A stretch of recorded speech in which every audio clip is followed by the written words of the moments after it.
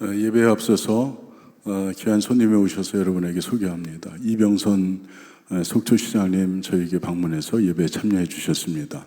박수해 주시기 바랍니다. 그 이명애 집사님도 함께 오셨는데 수고 많으셨네요. 박수해 주시기 바랍니다.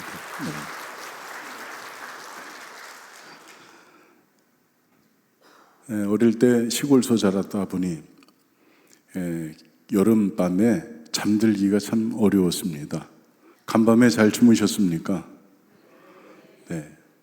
그때는 왜 이렇게 덥고 모기도 많고 그래서 집집마다 모기장이 있었던 것 같고, 그리고 할아버지가 이렇게 마당에 모기불을 피우시고 멍석이나 마루에 그렇게 누워서 밤하늘의 별을 보면서 잠이 들곤 했습니다. 할머니가 붙여주시던 그 부채가 이렇게 얼마나 그 바람이 시원하고 정감이 있는지, 어릴 때 잠투정이 많았던 제가 할머니 도움으로 여름에 잠을 잘 잘 수 있었던 것 같습니다. 지금은 에어컨 바람도 시원하고 그리고 집 단열도 잘 돼서 우리가 잠을 잘 자게 되는데, 여러분 잠 잘 주무시기를 바랍니다. 인생에는 잠이 두 종류의 잠이 있는데, 하나는 지금까지 말씀드린 육체의 잠입니다. 이 잠은 하루의 피곤함을 지워주는 아주 축복의 잠입니다. 또 다른 잠이 있는데, 이것은 좋은 잠은 아닙니다. 영혼의 잠, 영적인 잠을 이야기하는데, 하나님을 보지 못하고 하나님의 음성을 듣지 못하고 주님 안으로 들어오지 못하는 심령의 상태를 영적인 잠에 빠졌다, 그렇게 우리는 표현합니다. 존 웨슬리 목사님은 당신은 하나님을 잊고 살면서도 괜찮다고 생각하십니까? 당신은 하나님을 잊고 살면서도 괜찮다고 생각하십니까? 이런 질문을 했습니다. 당신의 영혼은 지금 깊은 잠에 빠져 있진 않습니까? 이렇게 성도들에게 질문합니다. 죄인은 죽어 있는 사람만이 아니라 잠들어 있는 사람이다, 이렇게 표현도 합니다. 강력한 영적 잠에 대한 질책이었습니다. 우리 곁에는 뜨겁게 예배하던 우리의 형제 자매들이 있었고, 새벽에 함께 기도했던 기도의 동지들도 있었습니다. 교회 모든 헌신의 자리에서 충성했던, 함께 땀 흘렸던 믿음의 교우들도 있습니다. 그러나 지금 우리 눈에 보이지 않는 분들이 많이 있습니다. 지금 하나님과 멀어진 사람들입니다. 마음의 상처 때문에 기대에 미치지 못하는 그런 실망 때문에 교회를 떠났을 수도 있습니다. 여러분, 교회 다니는 사람은 말을 잘해야 합니다. 청산유수처럼 말을 하는 것이 아니고 따뜻한 말을 해야 합니다. 믿음의 언어를 사용해야 합니다. 사랑의 말을 해야 합니다. 부드러운 말을 할 수 있어야 합니다. 날카롭고 뾰족하고 그리고 미움이 가득한 이런 말을 하게 되면 듣는 사람이 그 말에 찔려서 상처를 입게 됩니다. 말에 찔린 그 상처가 칼에 찔린 것보다 더 아플 때가 있습니다. 그것은 치유되기가 참 어려운데, 여러분, 마음의 상처 때문에 멀어진 사람이 있다면 우리 모두가 회개하고 그분을 다시 따뜻한 말로 위로하고 어루만질 수 있기를 간절히 바랍니다. 또 기대에 미치지 못하는 실망 때문에 교회를 떠난 분들도 있습니다. 여러분, 밖에 있는 사람들은 교회 안에 있는 사람들에게 얼마나 큰 기대를 하는지 모릅니다. 예수 믿는 사람들은 다를 거야. 예수 믿는 사람들은 그 사람들은 따뜻할 거야. 그 사람들의 마음은 온유할 거야. 겸손할 거야. 그렇게 생각하는데 막상 와서 보니까 나보다 못한 사람들이 너무 많은 것입니다. 그래서 기대에 미치지 못하는 믿음의 삶 때문에 실망해서 떠나는 사람들이 얼마나 많이 있는지 모릅니다.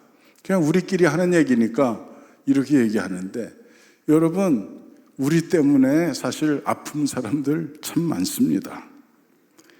극복되지 못하는 삶의 무게 때문에 교회를 떠난 분들도 많이 계십니다.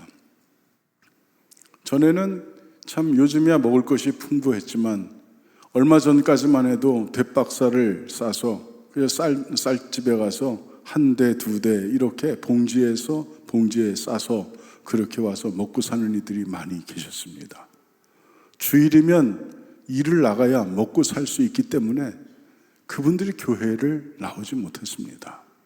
그러면 그 사람들은 그냥 버려야 하는 것입니까? 여러분은 어떻게 생각하십니까? 얼마 전에 나는 이제 교회를 나오지 않겠습니다. 이런 분의 이야기가 제게 들렸습니다. 주님 앞에 기도하고 엎드려서 기도하면서 주님 어떻게 하면 좋습니까? 그런데 제게 이런 감동이 왔습니다. 그 사람이 교회에 오지 않으면 네가 가면 되잖아. 네가 가서 신방에서 네가 가서 예배드리면 되잖아. 그것이 정답이었습니다. 여러분, 극복되지 못한 삶의 무게 때문에 교회를 나오지 못하고 예배 자리에 오지 못한 그들을 위해서 웨슬리 목사님은 길에서, 광산 입구에서, 술집 앞에서, 거리에서 설교했습니다. 그게 감리교회의 시작이었습니다. 그러니 우리도 그렇게 만인을 구원하고자 하는 그 뜻을 가지고 여러분이 자리를 박차고 일어날 수 있기를 주님의 이름으로 부탁합니다. 영적인 잠에 빠진 사람들, 그 사람들을 깨울 사람은 여기 앉아있는 여러분인 줄 믿습니다. 오늘 말씀 잠자는 자여 깨어라 일어나라, 이것은 영적인 잠에 빠져있는 영혼들을 향한 아버지 하나님의 음성입니다. 이 말씀은 사랑의 부르심이고 돌아오라는 아버지의 음성입니다. 오늘 본문 에베소서 5장 14절의 말씀에서 하나님 아버지의 뜻을 세 가지로 생각해 보고자 합니다. 첫째로 잠든 영혼을 향한 아버지의 애타는 부르심이다. 하나님의 애타는 부르심이다. 에베소서 5장 14절의 말씀 우리 다 같이 한 목소리로 봉독해 보겠습니다. 시작. 그러므로 이르시기를 잠자는 자여 깨어서 죽은 자들 가운데서 일어나라. 그리스도께서 너에게 비추이시리라 하셨느니라. 아멘. 우리가 함께 봉독한 이 에베소서 5장 14절의 말씀은 길 잃은 영혼을 향한 주님의 탄식일 수 있고 잊혀진 이름을 부르시는 아버지의 음성입니다. 여러분은 인간의 가장 깊은 비극이 무엇이라고 생각하십니까? 가난입니까? 실패입니까? 사업에 실패해서 자살하는 분들도 의외로 많습니다. 강원도가 자살률 1위입니다. 그거 혹시 아십니까? 살기가 얼마나 어렵고 힘든지 죽는 사람이 그렇게 많습니다. 사업에 실패해서 자살을 하니 인간의 비극 중에 가장 큰 비극은 실패일 것이다, 이렇게 생각하는데 사실 근원적으로 들어가면 가난도 아니고 실패도 아닙니다. 하나님 없이 살아가면서 아버지를 잃어버렸다는 사실조차 모른 채 살아가는 것이 비극입니다. 왜냐하면 모든 것을 그분이 주시기 때문입니다. 그분에게서 모든 것이 나옵니다. 축복도, 은혜도, 평강도, 영육간의 강건함도 그분에게서 나옵니다. 그러니 여러분은 하나님 앞에 있기를 간절히 축복합니다. 하나님 잃어버린 자가 되지 않기를 바랍니다. 파스칼은 이런 말을 했습니다. 인간의 마음속에는 하나님만이 채우실 수 있는 빈 공간이 있다. 인간의 마음에는 오직 하나님만 채우실 수 있는 빈 공간이 있다는 것입니다. 우리는 그 내면의 빈 공간을 눈에 보이는 온갖 좋은 것으로 채우려고 하고 있습니다. 이것은 바깥 사람들의 이야기가 아니고 사실 우리들의 이야기입니다. 여러분도 눈에 보이는 거, 이 땅의 것으로 여러분의 마음의 빈 공간을 채우려고 얼마나 분투하고 얼마나 애쓰고 얼마나 노력하고 있습니까? 그러나 인간은 본래 영혼을 향하도록 창조되었기에 유한한 것으로는 결코 채워지지가 않습니다. 여러분, 몇 년 살고 싶습니까? 자, 앞으로 몇 년 더 살고 싶습니까? 지금부터 한번 고백대로 될 줄 믿습니다. 자, 10년 더 삽니다. 없어요. 10년 갖고는 택도 없습니다. 20년 더 삽니다. 30년 91세 40년 이제 들기 시작. 40년. 자, 100년. 갑자기 뛰어서 당황하셨나 본데, 여러분 100년인들 족하겠습니까? 200년인들 족하겠습니까? 인간은 모두 영혼을 꿈꿉니다. 영혼을 꿈꾸는 것이 인간입니다. 그래서 유한한 것으로는 결코 채워지지 않는 것입니다. 우리가 살고 있는 이 시대는 과거의 어느 시대보다 풍요롭고 다양하고 지식이 절정에 이르렀다고 말할 수 있습니다. 그런데 아이러니하게도 이해할 수 없는 것은 고독과 고립, 그리고 삶의 이유와 목적을 잃어버린 채 산다는 것입니다. 다시 말해서 하나님 없이도 가능하다 이렇게 느껴진다는 것입니다. 천국 없어도 괜찮다 이렇게 생각한다는 것입니다. 성경은 이것을 잠에 빠진 영혼 이렇게 말씀합니다. 진리를 보지 못하고 주님의 음성을 듣지 못하는 상태를 말합니다. 영혼이 하나님을 향한 감각을 잃어버린 상태입니다. 중심이 텅 비어 있으니 흔들리고 방황하는 그것이 현상으로 정확하게 나타납니다. 여러분은 흔들립니까? 흔들리지 않습니까? 뒤에 게 답이죠. 흔들리지 않습니다. 여러분 중심이 비어있지 않기를 축복합니다. 주님으로 성령으로 하나님의 말씀으로 채워질 수 있기를 축복합니다. 잃어버린다는 것은 대부분 슬픈 감정을 갖게 합니다. 우리는 종종 길을 잃어버렸다 이렇게 말합니다. 사실 이 표현은 길을 잃어버린 것이 아니라 우리 자신을 잃어버린 경우를 의미합니다. 내 자신을 잃어버린 것입니다. 그들이 잃어버린 것은 어쩌면 상처 속에서 자기 자신을 잃어버린 것입니다. 사랑받았던 기억을 잃어버리고 기도하던 마음을 잃어버리고 하나님께 기대어 살던 순수함을 잃어버렸을 때 우리는 방황합니다. 그때 우리는 갈 바를 알지 못하는 것입니다. 그래서 아버지 하나님은 그들을 향해서 돌아오라고 말씀하십니다. 이것은 사랑으로 돌아오라고 말씀하시는 것입니다. 은혜로 귀환하라고 말씀하십니다. 본래 하나님 안에서 누리던 자기 자신으로의 귀환을 이야기하는 것입니다. 그러니까 여러분 하나님 안으로 들어올 수 있기를 바랍니다. 탕자는 나간 탕자만 있는 것이 아니고 집안에도 탕자가 있었습니다. 그러니 여러분 우리는 하나님 안으로 들어가야 되고 하나님 안에 있어야 합니다. 그렇기 때문에 잃어버린 영혼을 찾는 사역은 하나님 아버지의 그리움을 함께 품는 것입니다. 아버지가 그를 향해서 갖고 있는 그 그리움을 나도 품는 것입니다. 한 영혼을 찾아가는 발걸음은 주님의 심장을 품은 거룩한 순례가 되는 줄 믿습니다. 그래서 지금도 하나님께서는 떠난 영혼들의 이름을 하나하나 부르고 계시는 것입니다. 사랑하는 내 아들, 사랑하는 내 딸, 집으로 돌아와라. 그렇게 말씀하십니다. 그리고 오늘 그 부르심의 음성이 조양교회를 통해 들려 전해지기를 바라고 계시는 줄 믿습니다. 잠자는 자여 깨어서 죽은 자들 가운데서 일어나라. 그리스도께서 너에게 비추이시리라.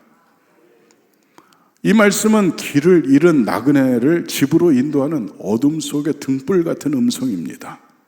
부모님이 잠든 아이의 이름을 부르시며 깨우듯이 그렇게 여러분의 이름을 부르시면서 주님께서 깨우실 것입니다. 하나님께서 잃어버린 영혼의 이름을 부르고 계시는 그 사랑의 음성, 그 음성이 여러분에게 들릴 수 있기를 축복합니다. 두 번째는 잠든 영혼은 그리스도의 빛으로만 깨어납니다. 영혼의 깊은 잠을 깨울 수 있는 방법은 무엇입니까? 자신의 노력이나 의지로 가능합니까? 여러분의 의지와 노력으로 깨어날 수 있습니까? 본문은 아주 명확하게 말씀하고 있습니다. 그리스도께서 너에게 비추이시리라.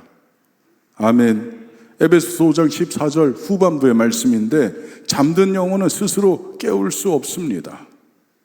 마치 깊이 잠든 사람이 자기 얼굴을 볼 수 없듯이 영혼도 어두움 가운데서 자기 상태를 알 수 없습니다. 그래서 영적인 깊은 어두움은 인간 비극의 출발점이라고 말할 수 있습니다. 우리가 살고 있는 시대를 빛을 잃어버린 시대 이렇게 말하는데, 그런데 물리적인 자리는 빛으로 넘쳐납니다. 도시의 밤은 휘황찬란한 빛에 쌓여 있습니다. 얼마나 밝은지 모릅니다. 빛 공해 이런 말이 생길 정도로 밝습니다. 휴대폰 화면을 하루 종일 휴대폰 화면이 우리 얼굴을 비춥니다. 여러분, 식당에 가서 음식이 나오기 전까지 여러분 무엇합니까? 1번 기도합니다. 2번 하나님의 말씀을 읽습니다. 3번 사랑하는 아내와 대화를 나눕니다. 4번 핸드폰을 봅니다. 여러분은 몇 번입니까? 몇 번입니까? 4번 손 들어보시기 바랍니다. 4번. 자수해서 광명차자. 우리는 하루 종일 그렇게 빛 가운데 쌓여 있습니다. 그러나 아이러니하게도 보이지 않는 것이 있습니다. 기쁨도, 행복도, 의미도, 목적도 보이지 않습니다. 그리고 미래도 보이지 않습니다. 수많은 사람들과 우리가 관계를 맺고 연결되어 있는 것 같은데 정작 자기 자신의 영혼과는 단절되어 있습니다. 여러분은 여러분 자신과 대화해 본 적이 있습니까? 한번 대화해 보시기 바랍니다. 지쳐있는 여러분 자신에게 너 괜찮냐고 한번 물어보시기 바랍니다. 좌절 속에 빠져있는 나에게 너 괜찮아? 너 다시 일어날 수 있어? 이렇게 한번 얘기해 보시기 바랍니다. 상처 입은 나에게, 외롭고 소외된 자신에게 한번 말을 걸어보시기를 바랍니다. 누군가가 이렇게 나를 만져주면 용기가 생깁니다. 그래서 어떤 사람이 이렇게 얘기해. 자기 자신을 한번 이렇게 안아주세요. 이렇게 말했어요. 한번 안아보시기 바랍니다. 네, 이렇게 토닥토닥 해주시기 바랍니다. 괜찮아. 너 훌륭해. 괜찮다. 이렇게 자기 자신을 한번 품어보시기 바랍니다. 그러면서 이 손이 나를 위해서 십자가에서 못 받으신 주님의 못자국난 손이라고 한번 생각해 보시기 바랍니다. 주님의 손이 나를 만지네. 주님의 손이 나를 위로하시네. 주님의 손이 나를 만지셨네. 주님이 나를 위로하시네. 이렇게 여러분 자신과 말을 걸어보시기를 바랍니다. 우리가 창조주 하나님을 떠났을 때 길만 잃는 것이 아니고 우리 자신도 잃어버립니다. 인간은 하나님 안에서 비로소 자기 존재의 의미를 발견할 수 있도록 창조되었기 때문에 하나님 떠나서는 우리 모든 것을 잃어버리게 되는 것입니다.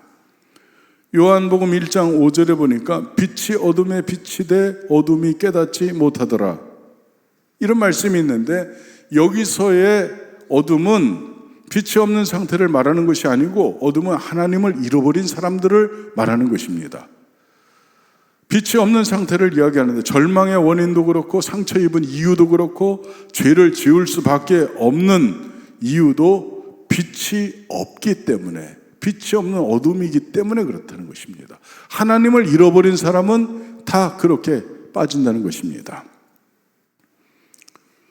고등학교 때 교장 선생님 성함이 라덕찬 교장 선생님이셨는데 라덕찬 교장 선생님께서 속초 저쪽 설악산으로 연수를 오셨다가 돌아오시고 나서 우리에게 이런 말씀을 한번 해주셨습니다.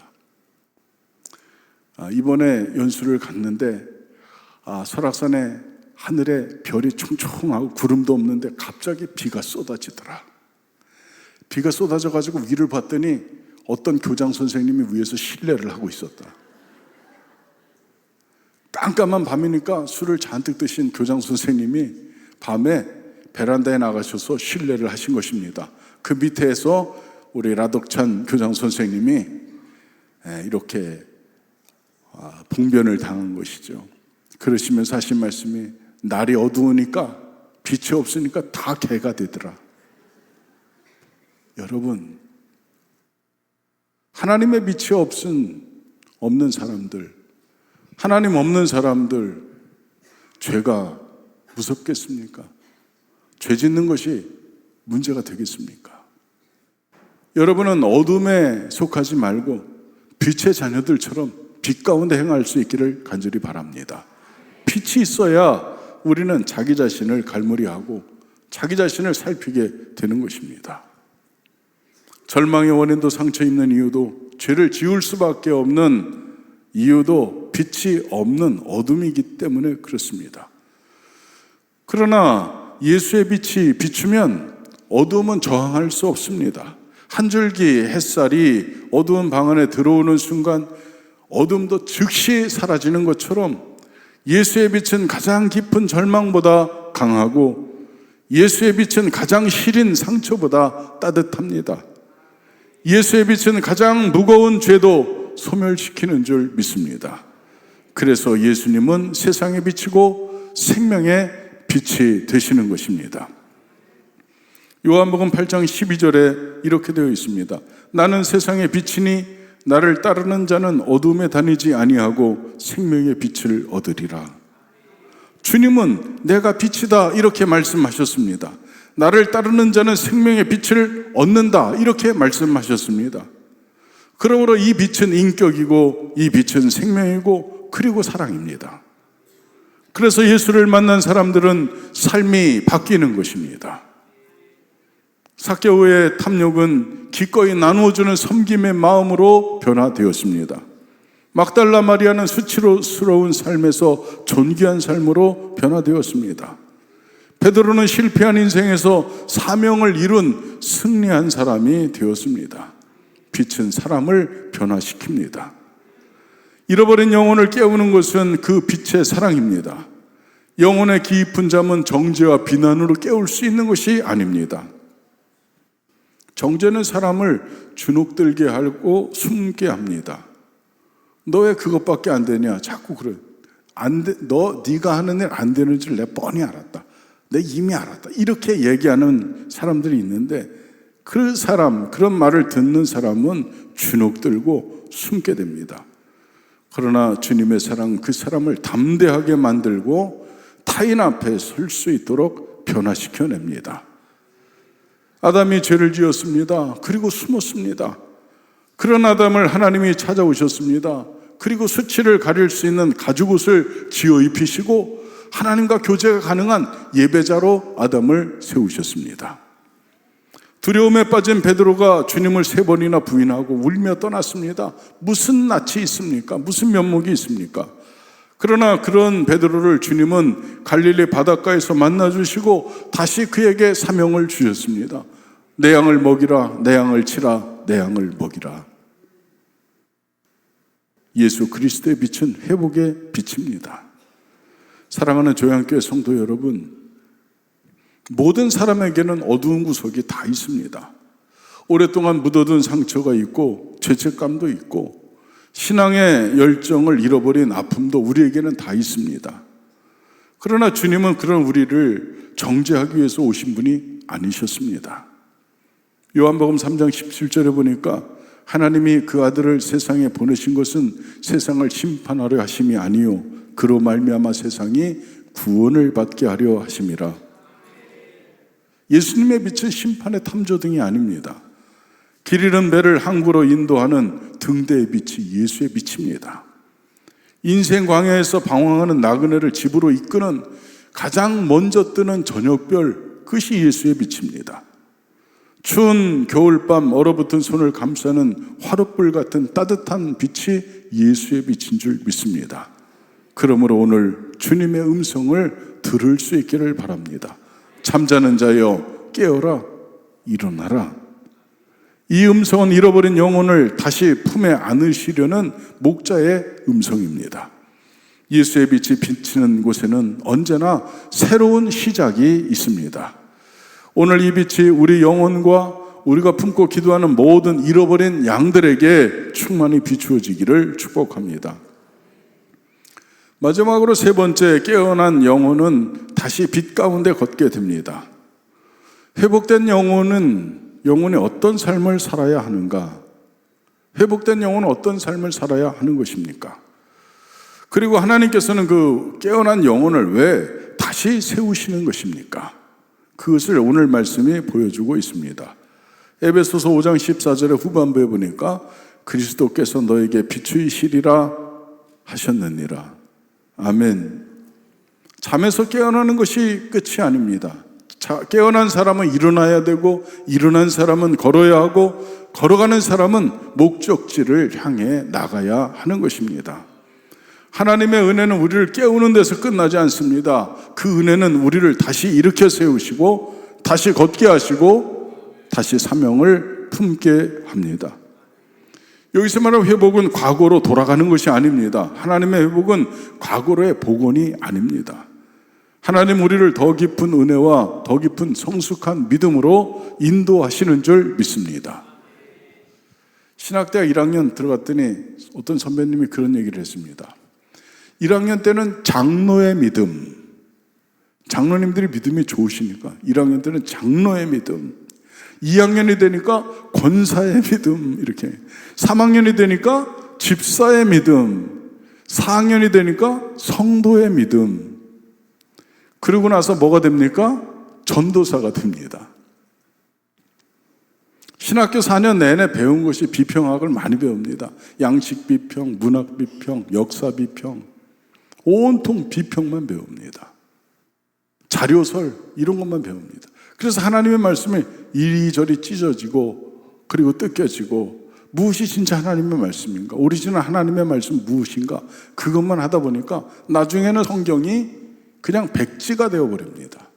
그리고 나서 전도사가 돼서 시골교회 1명, 2명 있는 곳으로 우리가 사명지를 찾아서 나가게 됩니다. 그리고 그곳에 나가서 무슨 설교합니까? 양식사 비평 설교하면 할머니 권사님이 졸다 주무시다 입신해버립니다. 그러다 보니까 나중에는 이것이 아닌가벼 생각하고 다 치우고 함께 기도하고 함께 울고 그분의 아픔을 함께 하다 보면 믿음이 점점 깊어지게 됩니다. 눈물이 채워지고 땀이 채워지고 희생이 당연한 것으로 여겨지고, 그러다 보면 예수의 믿음이 꽉 채워집니다. 그렇게 하나님의 종은 그렇게 만들어집니다. 완전히 깨진 것 같습니다. 도자기를 갖다 땅에 힘있게 내리치고 나서 그렇게 조각조각 난 그런 도자기처럼 그렇게 완전히 처참하리만큼 부서진 우리 자신을 발견했었습니다. 그런데 하나님은 그 깨진 도자기를 이리저리 붙여놓으신 것이 아니고 더 아름다운 작품으로 빚어 놓으시는 것입니다. 전에는 깨지는 그릇이었, 질그릇이었는데 이제는 주님의 그릇으로 만들어 놓으셔서 아무리 내려쳐도 깨지지 않는 그런 그릇으로 주님께서 만들어 주시는 것입니다. 우리가 경험했던 상처가 은혜의 통로가 되었다는 것을 여러분 알고 있습니까? 과거에 내가 흘린 눈물은 현재 눈물을 흘리고 있는 이웃에게 위로의 언덕이 됩니다. 위로의 언어가 되는 것입니다. 내가 경험했던 실패는 다른 사람을 위로하고 살리는 간증이 되었습니다. 하나님은 우리의 상처를 지우시는 분이 아니라 그 상처를 통해 영광을 드러내시는 분인 줄 믿습니다. 빛 가운데 걷는 삶은 무엇입니까? 요한일서 1장 7절에 보니까 그가 빛 가운데 계신 것 같이 우리도 빛 가운데 행하면 우리가 서로 사귐이 있고 그 아들 예수의 피가 우리를 모든 죄에서 깨끗하게 하실 것이요. 아멘. 우리가 빛 가운데 행하면 우리가 서로 사귐이 있다는 것입니다. 빛 가운데 걷는다는 것은 주님과 매일 교제하는 삶을 이야기합니다. 여러분, 우리는 어제의 은혜로 살지 않습니다. 우리는 오늘의 은혜로 사는 것입니다. 오늘의 은혜를 의지하는 삶이 깨어있는 사람의 삶입니다. 주일의 감동만으로 사는 것이 아니고 매일의 순종으로 살아내는 삶이 여러분의 남은 엿새의 삶이 될 줄 믿습니다.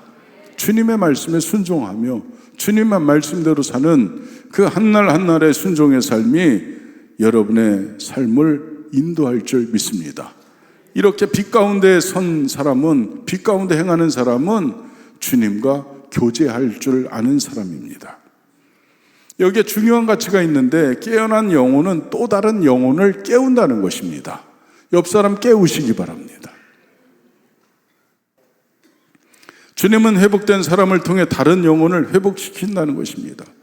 회복된 베드로가 수없이 많은 사람을 살렸고, 회복된 어거스틴이 수많은 영혼을 하나님께로 인도했고, 진리로 주님의 몸된 교회를 세운 것처럼 존 웨슬리가 영국 전역을 부흥의 불길로 감쌌던 것처럼 그렇게 회복된 사람은 다른 영혼을 살리는 줄 믿습니다. 그들에게는 공통점이 있는데 한때 길을 잃었던 사람이었다는 것입니다. 그래서 상처를 경험한 사람은 상처 입은 사람을 이해하고 눈물을 흘려본 사람이 우는 사람 곁에 설 수 있는 것입니다. 방황했던 사람이 길 잃은 영혼을 향해서 길 잃은 영혼의 손을 붙잡을 수 있는 것입니다. 주님은 회복된 영혼을 다른 영혼의 등불이 되게 하시는 줄 믿습니다. 그러니 여러분이 구원의 등불이 되기를 축복합니다. 사랑하는 성도 여러분, 우리는 모두 한때 길을 잃어버렸던 양들이었습니다. 우리가 주님을 찾은 것이 아닙니다. 주님께서 우리를 찾아오셨습니다. 우리가 길을 발견한 것이 아닙니다. 주님께서 우리를 어깨에 메고 오셨습니다. 이제 여러분도 다른 영혼을 위한 등불이 되시기를 바랍니다. 누군가를 위해 기도하고 누군가에게 전화하고 누군가의 이름을 불러보시기 바랍니다. 누군가의 아픔을 들어보시기를 바랍니다. 어쩌면 여러분의 전화 한 통이, 그리고 따뜻한 문자 한 줄이, 진심 어린 한 번의 방문이 오랫동안 잠들어 있던 영혼을 깨우는 하나님의 손길이 될 줄 믿습니다. 승리하는 여러분 되시기를 축복합니다.